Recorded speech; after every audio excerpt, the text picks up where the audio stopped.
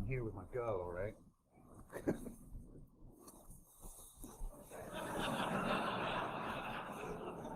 I've been Rex blocked now, right? Are you? Well, this is the weirdest introduction I've ever had at a conference, right? Right, hi guys, I'm Finux. You may have seen me before for the past couple of years here. Yeah, I'm the guy that's going to be speaking to you today. So, I'm going to talk to you about, stay still. Wow, early. So, I'm going to talk to you about privacy. Oh my God, not another privacy talk again. Anyone that's seen a couple of the talks that I've done recently knows that I've talked, God, there's 2 T-Rexes now, right? Everyone say hi to the T-Rexes. Hi! If you know what the joke is, you know how sick that actually is. So I'm going to talk to you about the evolution of privacy.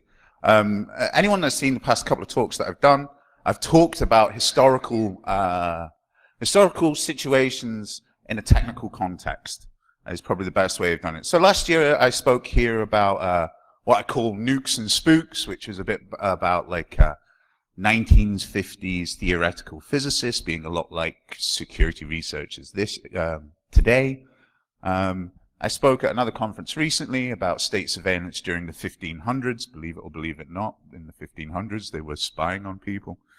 And this time I'm going to talk about privacy, or the evolution of privacy.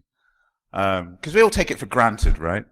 So I promise I'm not going to talk about the NSA much, or I'm not going to talk about Snowden much, but it's going to be more about the historical side of what privacy is and where it comes from, okay?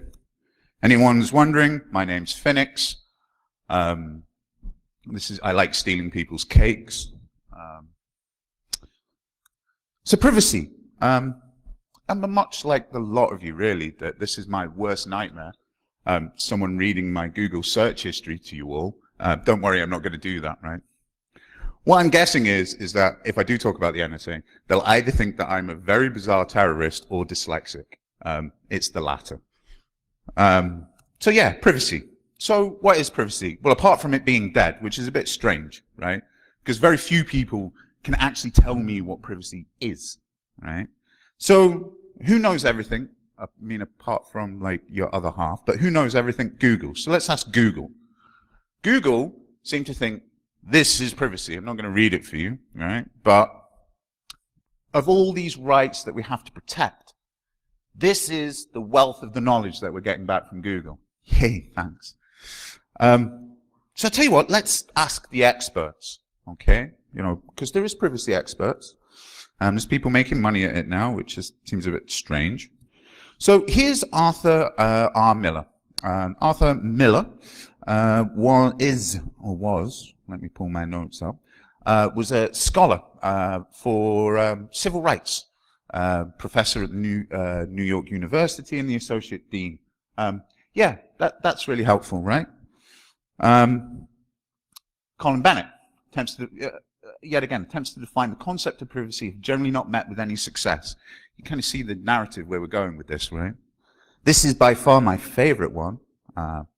He's the dean of Yale Law School, was the previous editor as well. Privacy is a value so complex, so entangled in competing and contradictory dimensions, so engorged with various and distinct meanings that I sometimes despair whether it can be usefully addressed at all. Wow. Fuck's sake, Robert. I mean, I actually think he probably just needs a hug. But that's you, Jason. You've not got glaucoma, it is fuzzy. And Judith Jarvis Thompson describes it as going off the edge of my slide. But basically, no one has a clear idea about what it is. If you're wondering who Judith Thompson is, she's a philosopher, or was a philosopher. My favorite is Vint Cerf. Privacy may just actually be an anomaly. If anyone knows where this come from, this is a great sense of irony. Does anyone know who Vint Cerf is? Yeah, he's at the puzzle factory that we call Google. Evangelist there, was involved in ARPANET, and went to a very low-key meeting with the FTC, was asked to describe about privacy, and basically said, hey, privacy is basically an anomaly. It's only been around for 150 years, blah, blah, blah, blah, blah. Unfortunately, the first time in history, the FTC meeting got a lot of publicity because of this quote, and it all blew up out of context. The strange thing is, after reading all of this, we could probably agree with Vint Cerf that if privacy is not an anomaly, it's certainly an anomaly trying to describe it. So yay, thanks experts. If we look at law, if we look at the law of privacy, surprisingly, in 1361 in the UK, well, England, there is a privacy law that comes into place to stop eavesdropping and peeping toms. This is another ironic twist, because if anyone knows where the term eavesdropper comes from, it comes from Henry VIII's court, right? Henry VIII actually had faces carved into the eaves of the rafters for his court, so that they knew that there was someone always watching. Everything that they said was always being looked at. It was a symbolic lesson that he was teaching his people in his court, right? It's any wonder that Britain has like one CCTV camera for every 11 citizens now. They've just had like 500 years to get used to it, right? So the UN, right? The UN declares privacy as a human right, which is a bit interesting because it's actually quite difficult to describe what privacy is, never mind it being a human right. If I asked all of you to describe to me privacy in 3 words, I would have thousands of different words, right? Not everyone has the same idea of what privacy is, and yet we call it a human right, which is strange. This is what the UN sees human rights as. I'm not going to read all of this wall of text for you, and I'm sorry that I just like words. But you can look this shit up if you're interested, right? But basically, it is you should have the sanctity of your own home, and you shouldn't be spied on by the state. Yeah, how's that working out for you? We've come kind of a long way from when privacy was first talked about. So here's Aristotle. He did some of the first seminal work on privacy back in around 303 BC. That's before Christ, not before Columbus. And basically, he wrote Politics. And in Politics, it's an 8-part series. He talks about the public sphere and the private sphere, and how politicians are public and how individuals are private. So the notion of privacy has been around before Christ, right? So we've gone from this concept of what privacy is to living in 1984, the perpetual version, right? I know it's a cliche to raise 1984 in a privacy talk. And 1984 is a good cliche when you're talking about state surveillance, but it's not such a good talk when you're talking about commercial surveillance, transactional surveillance, big business surveillance, big data, right? You want to look at Kafka's The Trail for that, right? So one of the ideas that we have in privacy is this famous saying that you've probably all said at some point, that we've all heard someone else say at some point, and we've definitely heard politicians say at some point, which is, if you've got nothing to hide, you've got nothing to fear, right? Here's Goebbels. He's generally seen as the guy that pushed that, but you've got senators in the US Senate that have said this. You have MPs in the British Houses of Parliament. You also have Elizabeth I 500 years ago saying pretty much exactly the same thing, right? Politicians, monarchs, leaders have always been saying to you, if you have nothing to hide, you have nothing to fear. So here's a controversial slide, because to some of you people in this room, he's a traitor. To the other half of you, he's a patriot. Frankly, I don't care. But he does have one of the best sound bites when it comes to nothing to hide, nothing to fear, which is akin to saying that you've got you don't want freedom of speech because you've got nothing to say.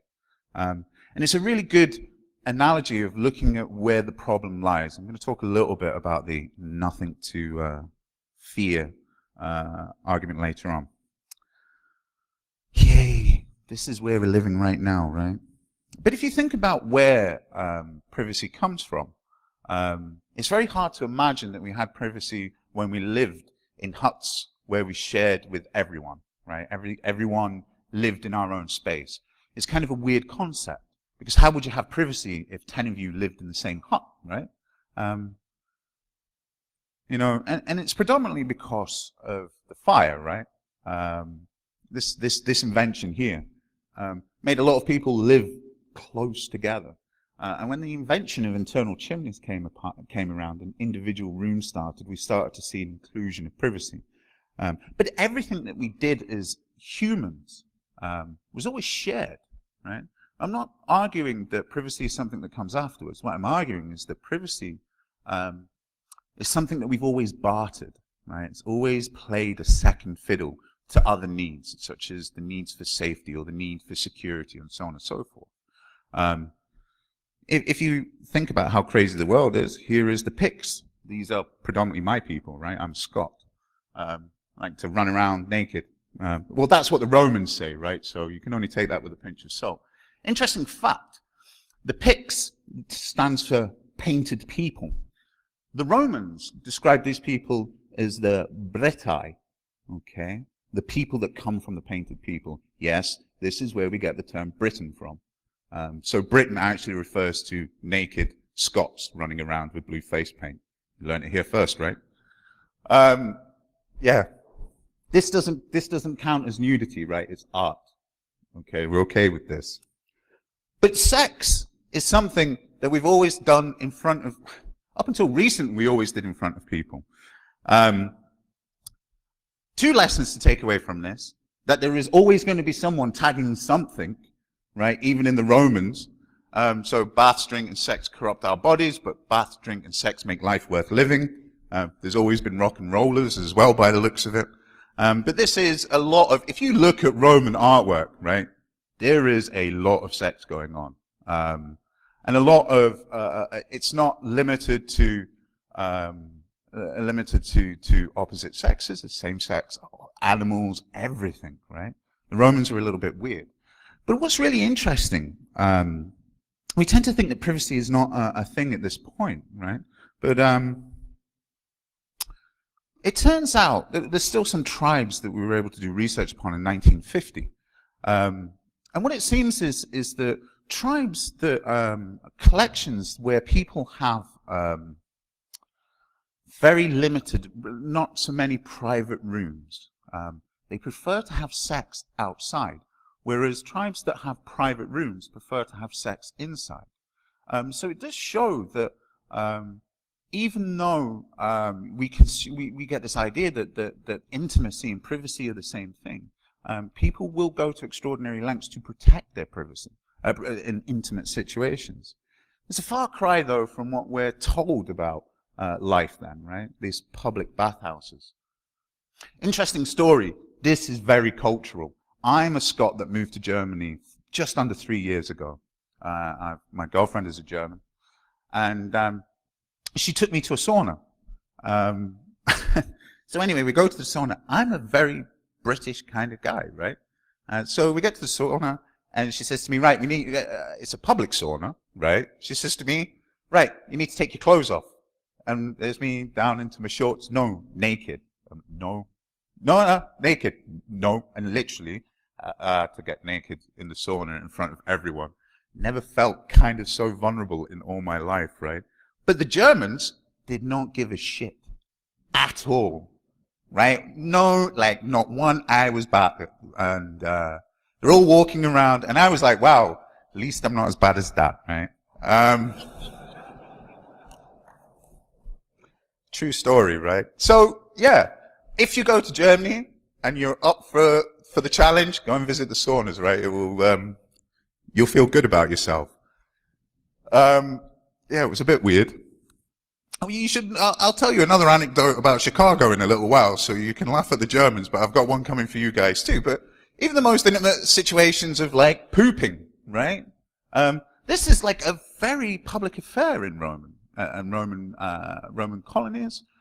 Not just Rome, though, right? All over the world, because the cost of individual toilets, of non-communal toilets, was the prohibitive reason.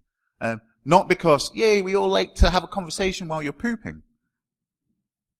Although my first trip to America, I was in a layover in Chicago, okay? And I go to the airport toilet, and I'm sitting there, and in the next cubicle, there is a guy on the phone to his son, right? While he's pooping, and I'm the cubicle next to him. And he's chatting away like nothing's going on. Blah, blah, blah, blah, blah. Oh yeah, your mum says this, blah, blah, blah, blah, blah. Yeah, I'll be home at this time, blah, blah, blah. Hang on a second. Blah, blah, blah, blah, blah, blah, blah, blah, blah. So for a little while, I thought you people were a little bit weird, but it turns out it was just a weird guy in Chicago, right? But I'm not hanging around in toilets to check this, just so that we're sure. So yeah, we laugh at the Germans, but there's some guy in Chicago who likes to have a conversation while he's squeezing one off, right? They're around these public toilets, right? This is an ancient ruin of public toilets. Yeah, even in Britain, private toilets is something that comes in a lot later on into Britain, right? We have this outhouse mentality. You never wanted to be the first one to the toilet because you had the cold seat, right? But it's still something that this concept of intimacy at this moment is something that comes to life with architecture, not with human need, right? It's architecture that drives this, right? We go back to Elizabeth I. Elizabeth I had the first flushing toilet in England, and she didn't like it. She didn't use it. She preferred the chamber pot because it was different. Well, there's a few other reasons why it was different as well. She didn't like to have to get up and go somewhere else when she could ask someone to bring her toilet to her, the chamber pot. So she always preferred the easiness of the chamber pot over the flushing toilet. Flushing toilet comes in a lot later, but it's been in Britain for 550 years, right? The Vikings also had a very shared experience, right? This living around the fire again.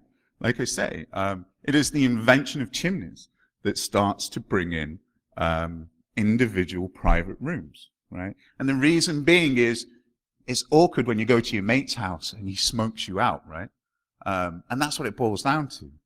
If you don't design your house right, you're going to basically choke everyone in there. So eventually the chimneys come in, then we can move heat around the building properly, then we can have individual rooms, blah, blah, blah, blah.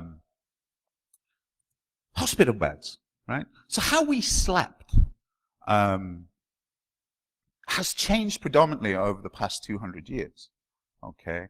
Maybe even longer, but how we slept as a species was collectively, because, you've guessed it, the cost of beds. So you'd have a big bed with many families staying together. And in hospitals, it's exactly the same. So we see this now, this individual hospital bed. But it isn't until the Black Death that killed over 1 million people in Britain that we see individual hospital beds being used.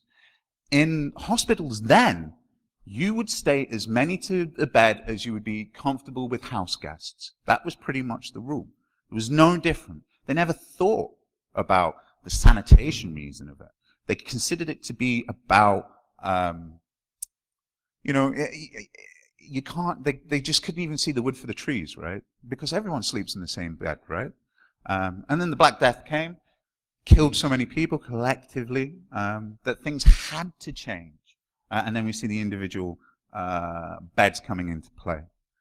It's really interesting, the communal bed concept, because it seems a little bit alien to us, right? That you would share the bed with everyone, including your visitors, right? So it's not just you, your wife, your children, your grandmother, her mother, and everyone else. Also, your visitor, his friends, his family. Everyone would share the same bed. It's a very alien concept now, because you wouldn't share the bed with your mother-in-law nowadays, right? But yet this is something that we do. But yet the communal bed, it's a lot like Facebook, to be honest with you. While I was writing this talk, this popped up in my timeline. I'll give you a minute to just have a quick read about what this person posted on Facebook. I can see some people squinting, so I'll read it out, okay? The case of the deadly dildo. When a bit of Saturday morning playtime results in spending the day in Wrexham Hospital having a nice pink vibrator surgically removed from your bowel areas whilst it's still vibrating. If you can't on a Saturday, when can you? Facebook, right? If you're looking, she only posted it in the morning. I saw it in the afternoon. I don't know this person. This is why I blanked everything out. Nearly 3,000 shares in the morning, right? Internet fame. I'm not sure she appreciated how quick something like this would happen, right? If we make mistakes with privacy, the problem that we have, we've always been able to make mistakes with privacy. The problem is now is that when you do make them, they escalate so quickly.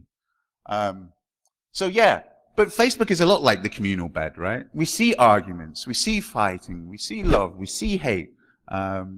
This notion of how we share our intimacy is very like the communal bed. I would like to claim credit for that, but it was my girlfriend that pointed it out to me, and I think it's a wonderful analogy that the Facebook is really the communal bed. We are kind of going back a little bit. But medicine is another really interesting area of where privacy has evolved and changed. This man is not proposing, by the way. I'm not sure how you do it in your country. We don't do that in Scotland either when we're proposing. This is about giving a gynecological exam. And it's called the compromise position. This isn't a medical journal.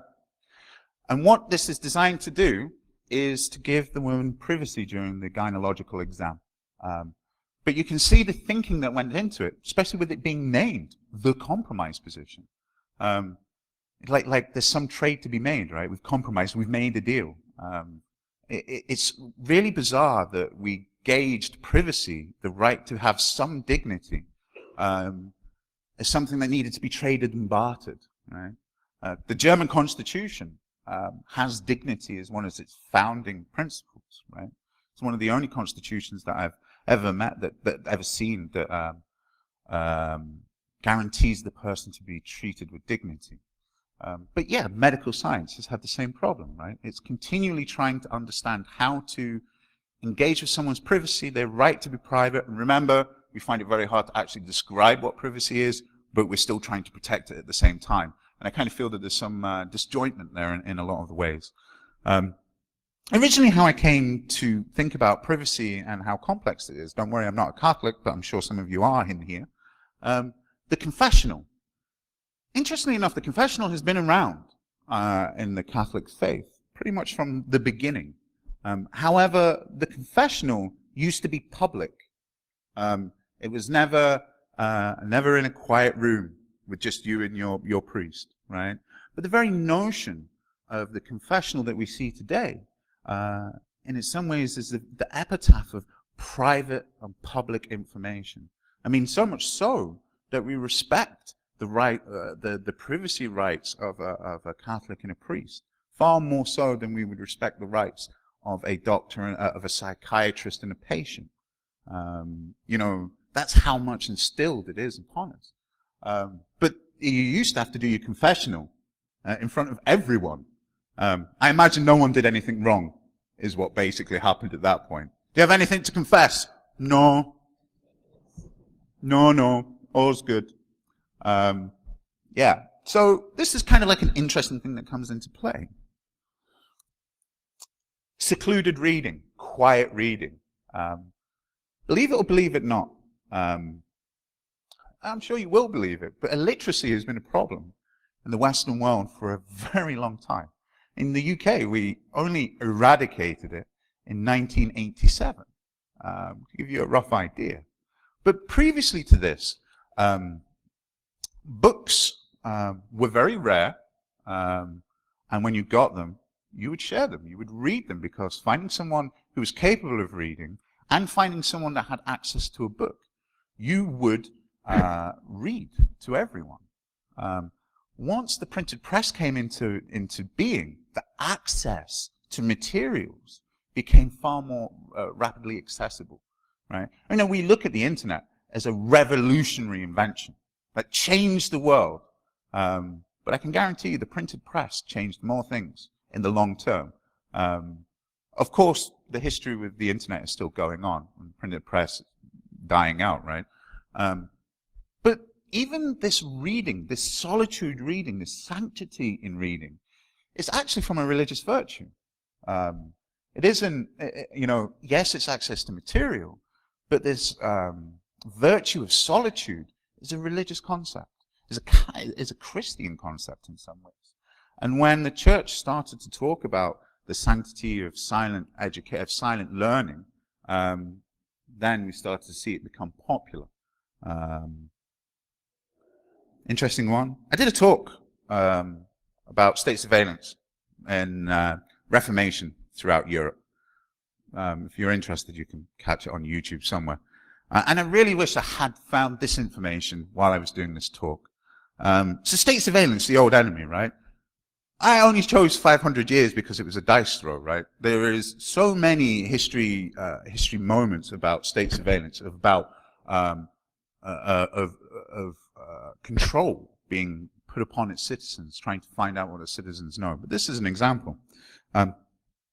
This is that awkward moment when Lincoln signs off on tapping the telegraph systems of the United States of America during the Civil War. So this is a letter from Edwin Stanton, and basically it's asking for authority to intercept telegraphs in this country. And Lincoln just scribbles on the top, the Secretary of War has my authority to exercise his discretion in the matter within mentioned. Just goes to show you that the Secretary of War has been spying on you for a long, long time, right? That broad consent is something that keeps on popping up. Really interesting when it comes to states, though, and privacy. States really like to invade people's privacy, right? This concept that you have an idea that's inside your head and that they don't know about is a bit of a problem. If you look at when Aristotle talks about the public and private spheres of life, he has this notion of what democracy is. And you can't get two polar views of what democracy is than Aristotle and Madison. So if we look at how Aristotle sees democracy and how privacy plays into this, Aristotle sees democracy as having the one goal to enhance the state, right? To empower and betterment the state. Principles that we all sort of agree with, right? And what he argues about is that you can't have extreme poverty in those type of states, right? Because if everyone has a say and everyone has a vote, then extremely poor people will vote for what they need, what is in their own best interest. And because there's going to be more extremely poor people than there is going to be extremely wealthy people, the poor will always win. So the only way to empower that, I'm going to say a dirty word in this country, but it's the welfare state, right? And Aristotle, in 302 and 320 BC, makes an argument about the welfare state. We don't have a welfare state and we have extreme poverty. We will never be able to have democracy because people's own personal opinions will interfere with what's best for the state. Madison, on the other hand, has a completely different idea. He basically argues that the opulent wealthy need to be protected from the extreme poor. And if they need to be safeguarded in a lot of ways. And it sort of carries on. We now see states that are happy to invade other countries, but are not so happy when countries spy on them. And we're in a situation globally where we're seeing huge amounts of acts of war, as the UN would see them, on other countries. But the minute that a retaliation is done in the same vein, an escalation. France is a great example, right? You know, happy to invade Africa, but not its privacy. It's awfully cheeky coming from a Brit saying this, granted, right? Do you know what I mean? I mean, imperialism has a lot to answer for, right? And I'm not saying that Britain is innocent. In fact, I'm never saying that, right? But it is what it is. So you all look really bored, so I'm just going to hit with the conclusions, right? This was one of the hardest talks that I had to research. I've done, like I say, I talked about 1950s theoretical physicists and the Manhattan Project. I've talked about state surveillance during the 1450 to 1550. And this, by far, was the most difficult thing that I've had to research. Mainly because no one has a fucking clue, right? When it boils down to it, when we talk about privacy, we really talk about privacy from here. We don't globalize the problem. We don't decenter from the problem. We look at it as one state spying on another state. And we don't look at what privacy is, how we got here, and what happened. And this is because the conceptualization, I spelt it in the American version if you guys are interested, right? This is because I'm transatlantic. We're allergic to Z's in England, right? But conceptualization of privacy is incredibly hard, right? As I said to you earlier on, if I ask you to describe me what privacy is, you may have 3 words. You know, it's a bit like the joke. You know, describe yourself in 3 words. Okay, lazy, right? But it's much the same if I ask you to describe me privacy. You know, it's something that if I take from you, you will have extreme emotions. You are likely to have physiological reactions to your privacy being spied upon, right? Your privacy being stripped away from you. But yet if I ask you now to describe it, you don't have a universal description. You may all may say freedom at some point within that description. Maybe. But that's not guaranteed either. And yet this is something that I don't think is dead, but I think is evolving and is a endangered species in a lot of ways, right? But the problem is how do you defend something that you can't describe? And the conceptualization of privacy is incredibly, incredibly difficult. If you want to know more about it, Daniel Solov's taxonomy of privacy is a wonderful start. And he talks about the same problems. That privacy is one of these rights that is incredibly hard to describe. Privacy, like, it comes from private, right? But the right to private property is a very strange right in comparison to every other right, right? The right of freedom doesn't deny, the right of free speech doesn't deny anyone else's right of free speech, but the right of property does deny you the right of property. But this is an interesting paper. Privacy really, Daniel Stove looks at arguing about privacy is more of a relation of things that are related. They don't share the same property but are related. So what you consider privacy to be, people tend to mistake intimacy and privacy, right? This is an example of what Daniel Stove is talking about. That intimate things may be private, but not all private things are intimate, right? And if we try and look at what builds privacy, what are privacy to us, there are a collection of things that are not identical, that are not labeled the same, but are related. They do look similar. They're like brothers and sisters and so on and so forth. How we look at privacy is very strange too, right? Because animals don't seem to have privacy, and if you own animals, you don't seem to care about your privacy either. Literally, no fucks were given in this picture, right? Absolutely none at all. But it's strange, right? Anyone that's had children as well, right? You know, they don't care about your privacy either. It's something we teach them, right? It's a value that we teach them. It's a value that you can't describe. But we teach it, right? And then we wonder why it's an endangered species. You can't really talk about privacy without talking about Jeremy Bentham. Does anyone know who this guy is? Fucking one person. Well done. This guy is kind of cool, but kind of sucks at the same time. So he was a philosopher. He's pretty much regarded as the founder of modern utilitarianism, right?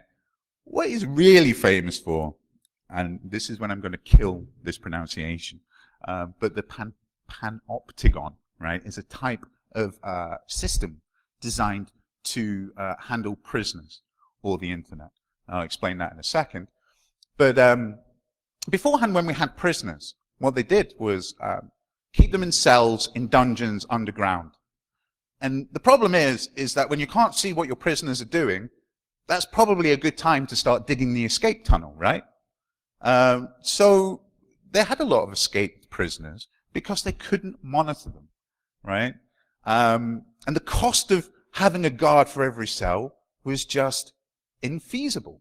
So Bantam designed a prison system where the guard tower, all cells were above ground, they weren't underground, they were opened up, lighted, right, so that you could see inside the cells, and then they have this pillar in the middle with the guard tower on top.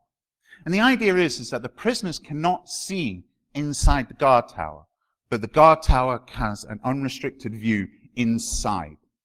And what this means is that the prisoners have to adapt to the concept that they don't know if someone's watching, but they have to assume that someone is watching. Okay? It's 1984, right? You're never told that Big Brother is always watching in the book. You presume that Big Brother's always watching. But this is this concept in a nutshell, right? The prisoners had to change. This is a prison cell in Cuba, by the way, but there is these all over the world. It's a bit like the internet, right? How many people... I know that how I use the internet changed massively from when I first started using the internet as a child to knowing that the internet is being massively monitored, right? That how you search for things, how you look for things has changed. It's not that I'm on some list, probably, but I mean, you'd be doing something wrong nowadays if you weren't on a list, let's be honest with you, like boring bastard. But how you change, how you search for things, will change now. You know, you think twice before sticking Al-Qaeda into Google, right? Doesn't mean you're a terrorist. But the fact that it's being watched changes the behavior. You know, if we look at the original digital natives and how they use the internet, compared to what we're seeing at today's digital natives, we're going to see a difference in how they use this utility. Kind of reminds anyone about what we're living right now, right? I've got nothing to hide. How many times, I know you've heard me talk about it, but now we're going to get to the nuts and crux of it. It's strange how a lot of people that say I've got nothing to hide close their curtains, right? So the problem with the nothing to hide argument is that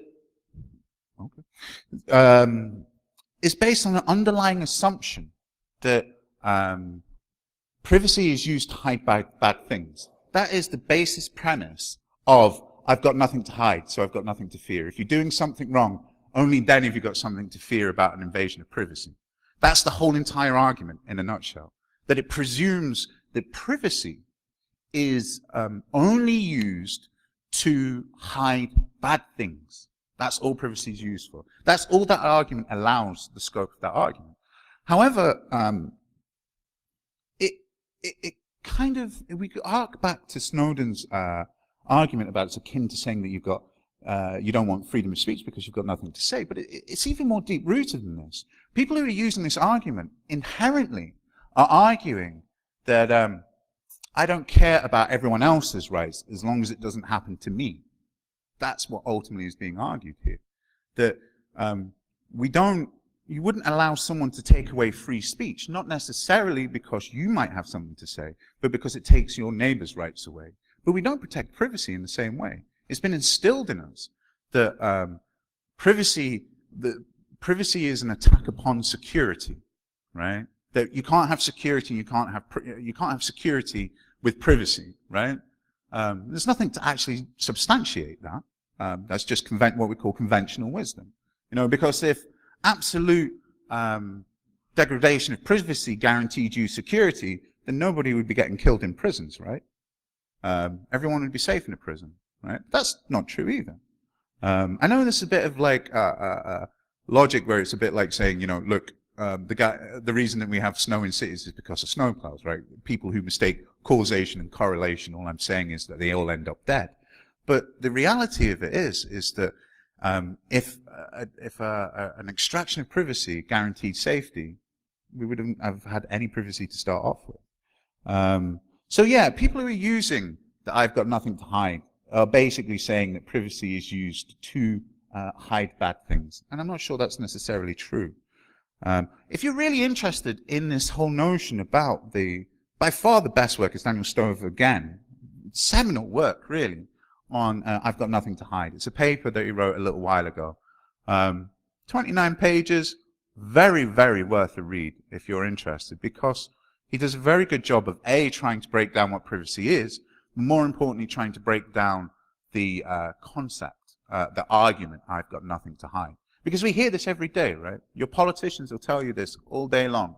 Whenever they get caught out spying on people, it's because you've got nothing to hide, right? I'm not saying that intelligence agencies don't have the right to intercept people. What I'm saying is it would be nice if they used the legal instruments in place to do it, right? You know, no one's saying that people can't be wiretapped. What I'm saying is that you bet your ass you should go to the judge, right, and make it happen. What we're arguing about is that the case of that they are just doing it without legal supervision, and there is no oversight. And I think that there's a problem there. And with that, I've finished. And if you have any questions, now would be the time to give them. Okay, thank you.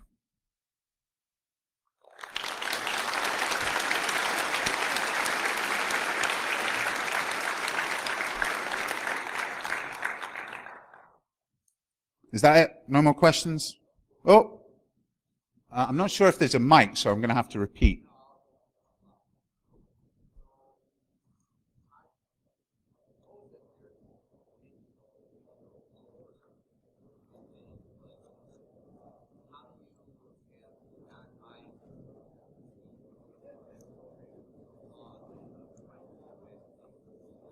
So the question, I struggle to hear you over everyone moving out, right? But I believe the question is, how can you have a non-biased oversight committee while everything they're being taught is from a biased source? It's an interesting question, it's an interesting problem, and certainly worthy of a debate. The fact of the matter is that your oversight committee has been lied to, and there is punitive processes in place to do that. To penalize people that lie to Senate, that oversight, yet they're not being enforced. You know, we can name a few intelligence people who have lied under oath, which would be a jail term if you did it. I mean, you would go to jail if you lied under oath. So, yeah, I think following the punitive measures would be a good start. I hope that helps. Any more?